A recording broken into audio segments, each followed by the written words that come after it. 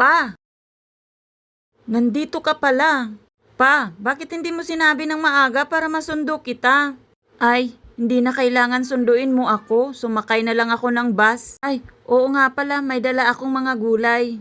Pinitas ko pa yan. O ito, pa, nagdala ka pa talaga ng maraming gulay. Sabi ko sa inyo, dito sa supermarket, ang daming mga gulay. Sunod, wag ka nang magdala. Ayos ba? Sige anak.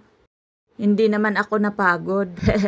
Oo nga pala anak, kailangan ko nang umalis para maabutan ko pa yung last trip kasi pag nahuli ako, hindi na ako makasakay. Alis na ako ha. Ay pa, sandali lang. May konti akong pera dito.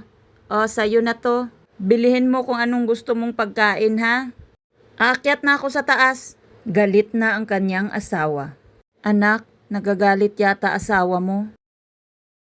Ganyan talaga ugali ni Lulu. Pa, wag mo nang pansinin. Normal lang naman na magbigay ang anak ng pera sa magulang. Tanggapin mo na yan. Kung ganon anak, sige kunin ko na. Oo nga pala, kapag naubos nyo na yan sabihin nyo lang ha. Dalhan ko pa kayo. Sige po.